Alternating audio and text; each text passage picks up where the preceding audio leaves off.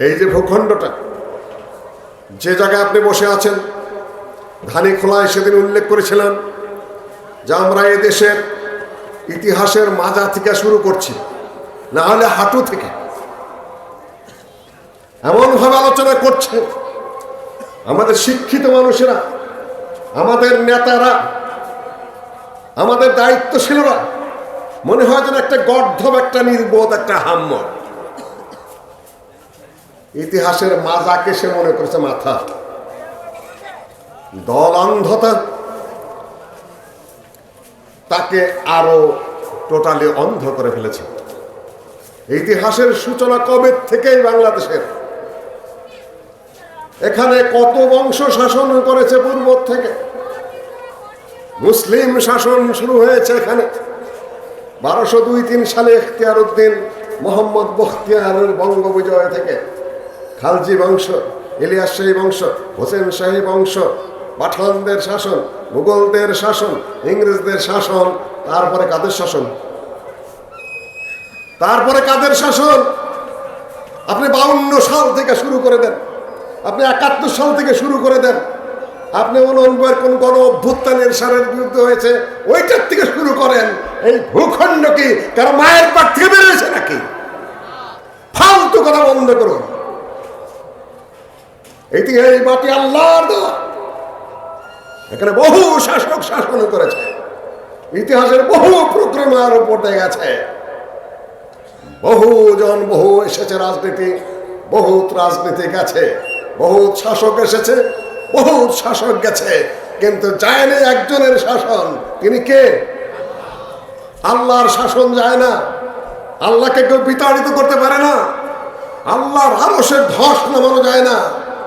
তাবারাকাল্লাযী বিয়াদিহিল মুলক ওয়া হুয়া আলা কুল্লি শাইইন কাদির الذي خلق الموت والحياة ليبلوكم أيكم أحسن عملا وهو العزيز الغفور قل اللهم مالك الملك تؤتي الملك من تشاء وتنزع الملك ممن تشاء وتعز من تشاء وتذل من تشاء بيدك الخير وهو على كل شيء قدير তিনি সকল কিছুর উপরে ক্ষমতাবান। সম্মানিত উপস্থিতি, বেশি দূরে যাব না। এই যে ভূখণ্ডটা কত মাইল কে বলতে পারবেন? ভূগোলের কেউ নাই এখানে, ইতিহাস কেউ পড়ে আসেন নাই, কেন সালাফিও নষ্ট হবে। ভূগোল বললে সালাফি থাকবেন না, ইতিহাস বললে সালাফি থাকবেন না, রাজনৈতিক কথা বলে আপনি সালাফি না, অর্থনৈতিক কথা বলে আপনি সালাফি না। আপনাকে জিলাপি হয়ে বসে আছেন, বহুত আগেই বলেছি। এই বলে আমার তুমি ডেকো না মুজাফফর, এক সময় তোমরা যে কয় প্রকারের কথা বলো, পাবলিক কোনো গতিবিধি খুঁজে পায় না। তোমরা ঘুম পাড়ানি মাসি পিসি গান গাও, হায়েজ নেফাজের ওয়াজ করো তুমি চিৎকার করে করে। কোন জায়গায় চিৎকার দিতে হবে সে হদবদ তোমাদের নাই। মুজাফফরের নামদার বলছি, মুজাফফরকে বলছি না। কাউকে তো সামনে নিয়ে কথা বলতে হয়, তাই না? কাজেই তোমরা বক্তৃতা করতে থাকো, সকাল একটা কবা, দুপুর একটা কবা, বিকালে আরেকটা কবা, তার উল্টাটা মারবা। পাবলিক তো কোনো কিছু বুঝে যেতে পারতেছে না। সম্মানিত উপস্থিতি, ধারাবাহিকতার প্রয়োজন আছে। আমি বলতে চাচ্ছি আপনাদের সামনে, এই যে ভূখণ্ডটা, এতগুলা মানুষ, এতগুলা ছাত্র, এতগুলা শিক্ষক, এই ভূখণ্ডের সীমানাটা বলতে পারতেছে না, কোথা থেকে আওয়াজ আসতেছে না। সম্মানিত উপস্থিতি, যে ভূখণ্ডটুকু, এই ভূখণ্ডটুকু কার কাছ থেকে ছিনিয়ে আনতে হয়েছে বলেন? তাও জবাব নাই, তারপরেও জবাব নাই। ব্রিটিশ কত বছর শাসন করেছে এই দেশ? প্রায় 250 বছর, প্রায় 200 বছর, কম বেশি 190 বছর। এটা সব ব্রিটিশের দখলে ছিল। হিন্দুরা আর ব্রিটিশ দুই দল মিলে এই দেশটা দখলে নিয়ে রেখেছিল। মুসলিম শাসনের অবসানের পরে তাদের হাত থেকে এই দেশটাকে ছুটিয়ে আনতে সেখানে ফরাইজি আন্দোলন গেছে, সেখানে তিতুমিরের বাঁশের কেলার আন্দোলন গেছে, সেখানে আহলে হাদিসের নামে ওয়াহাবি আন্দোলনে গেছে। এই বাংলা থেকে নিয়ে আফগানিস্তান পর্যন্ত গোটা ভূখণ্ডের মধ্যে তথাকথিত ওহাবি আন্দোলন, যেটা আহলে হাদিস আন্দোলন, তাদের পদচরণে গেছে, শত শত শাহাদাত বরণ করেছেন, শত শত মানুষকে জেলে দেওয়া হয়েছে, শত শত মানুষের সম্পদ বাজেয়াপ্ত করা হয়েছে, শত শত মানুষকে গৃহহারা করা হয়েছে, শত শত মানুষকে আন্দামান দ্বীপপুঞ্জে পাঠানো হয়েছে। কিছু কিছু বংশধর এখন আন্দামানে রয়ে গেছে।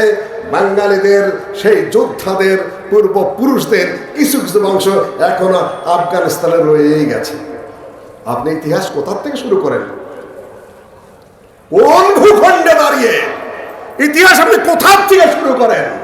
বাউকট কোথাকার, বেয়াদব কোথাকার, কোথার থেকে পেলেন এই ভূখণ্ড? সম্মানিত উপস্থিতি, আহলে হাদিসরা কথা বলতে জানে না। নিজেরা যদি নিজেদের কথা না বলো, অন্যরা তোমাদেরকে বলে দেবে না। সেদিন পিনাকি ভট্টাচার্য বলছে সেই ফ্রান্স থেকে যে সর্বপ্রথম এই দেশে পুলিশি নির্যাতন যেটা, সেটা আহলে হাদিসের উপর হয়েছে, তথাকথিত ওহাবিদের উপর হয়েছে। একটা বইয়ের রেফারেন্স নাম বলেছে ডক্টর মুইন খানের লেখা, সেটা আমার ভাগনা ডক্টর মনসুর, তাকে বলা যে বইটা তুমি সংগ্রহ করে দাও, ও আমাকে সংগ্রহ করে দিয়েছে।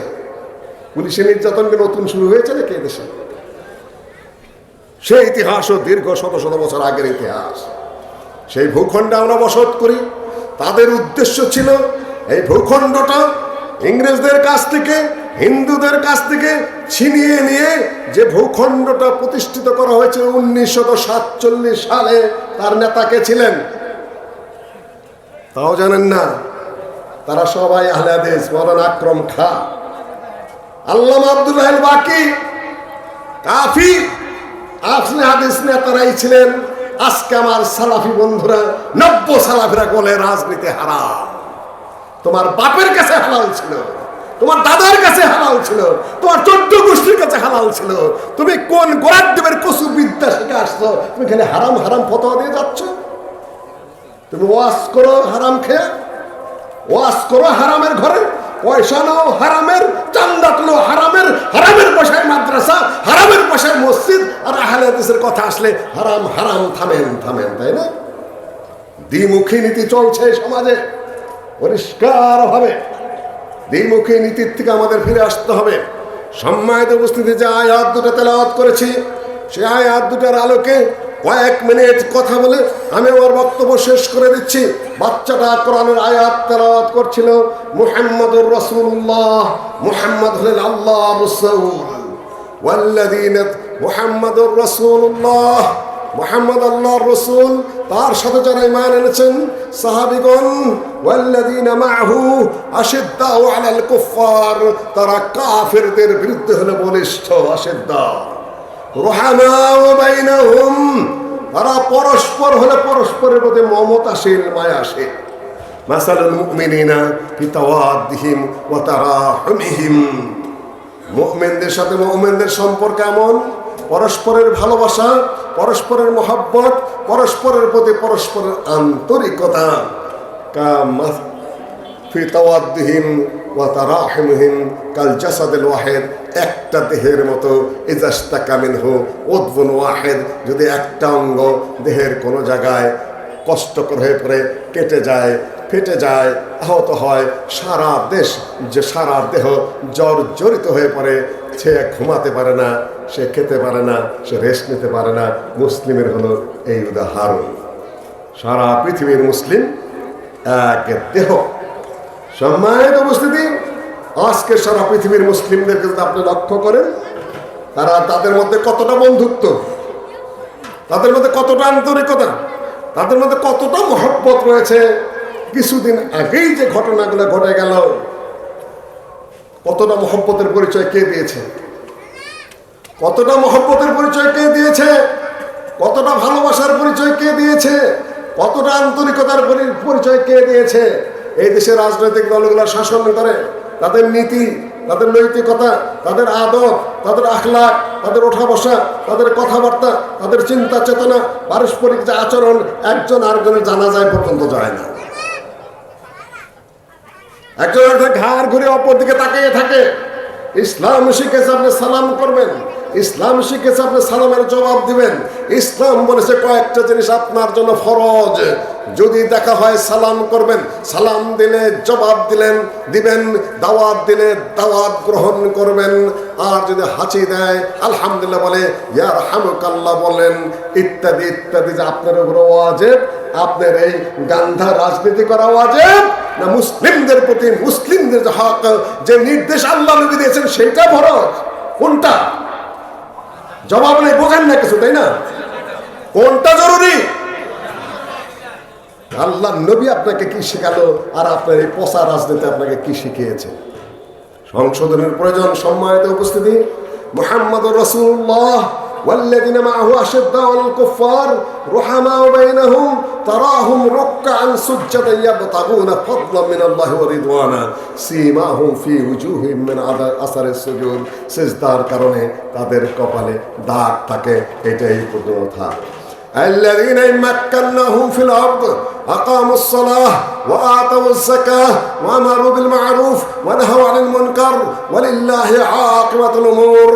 তোমাদের মধ্যে যাদেরকে আল্লাহর পক্ষ থেকে ক্ষমতা দেওয়া হয় তাদের প্রধান কাজ কি? রাষ্ট্রে ক্ষমতা যারা যাবে মুসলিম ভূখণ্ডে, তাদের প্রধান কাজ কি? আকামুস সালাহ। প্রথম কাজ হলো সালাত বাধ্যতামূলক করে সেটা কায়েম করা।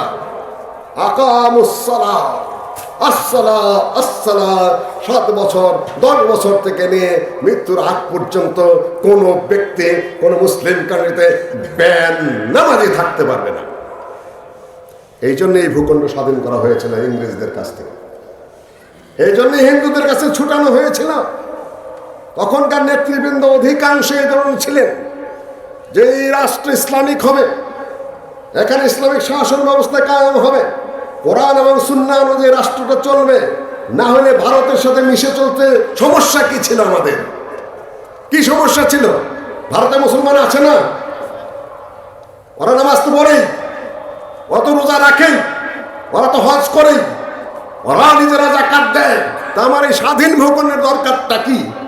স্বাধীন ভূখণ্ডের দরকার এইটা যে নিজের ভূখণ্ডে নিজে আমি কায়েম করতে পারবো।